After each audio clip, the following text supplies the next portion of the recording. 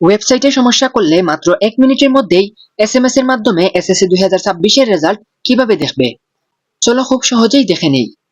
প্রথমেই তোমরা তোমাদের মোবাইলের মেসেজ অ্যাপে চলে যাবে।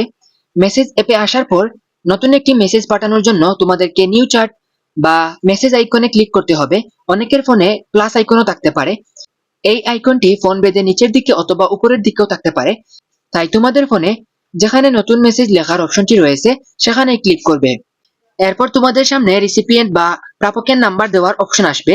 এখানে তোমরা রেজাল্ট দেখার জন্য নির্ধারিত নাম্বারটি লিখবে, অর্থাৎ 16140 নাম্বারটি লিখবে। নাম্বারটি দেওয়ার পর নিউ চার্ট বা নেক্সট অথবা ডান অপশনে ক্লিক করবে। ক্লিক করার সাথে সাথেই তোমাদের সামনে নতুন একটি মেসেজ চার্ট ওপেন হবে। দেখতেই পাচ্ছ এখন আমাদের সামনে এরকম একটি মেসেজ ইন্টারফেস চলে এসেছে। এখান থেকেই আমরা এসএসসি 2026 এর রেজাল্ট দেখার প্রয়োজনীয় এসএমএসটি পাঠাবো। এসএমএস লেখার জায়গায় প্রথমে লিখবে এসএসসি, এরপরে একটি স্পেস দিবে, তারপর বোর্ড কোড, এরপরে একটি স্পেস দিয়ে তোমার রোল নাম্বার এবং সবশেষে আবার একটি স্পেস দিয়ে 2026 লিখবে। অর্থাৎ এসএমএস লেখার নিয়মটি হবে এসএসসি এরপরে বোর্ড কোড, অর্থাৎ তুমি যে বোর্ডের আসো সেই বোর্ডের প্রথম 3 অক্ষর, ঢাকা বোর্ডের হলে ডিএইচএ, সিলেট বোর্ডের হলে এসওয়াইএল, এভাবে লিখবে। তারপরে আবার একটি স্পেস দিবে, তারপরে রোল নাম্বারটি লিখবে, এরপরে আবার একটি স্পেস দিয়ে 2026 লিখবে। উদাহরণ হিসাবে আমি ঢাকা বোর্ডের শিক্ষার্থী এবং এই রোল নাম্বারটি দিয়ে এসএমএসটি পাঠিয়ে দিব।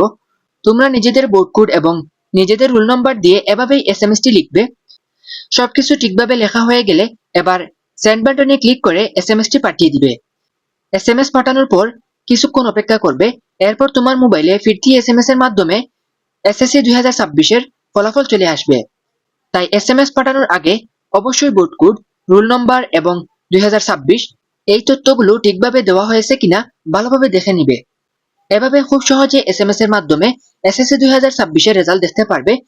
আর যদি মার্কশিট সহ রেজাল্ট দেখতে চাও তাহলে আমি যে ওয়েবসাইটের মাধ্যমে রেজাল্ট দেখানোর নিয়মটি আগে দেখিয়েছি সেই নিয়ম অনুসরণ করলে অনলাইন থেকে বিস্তারিত রেজাল্ট দেখে নিতে পারবে।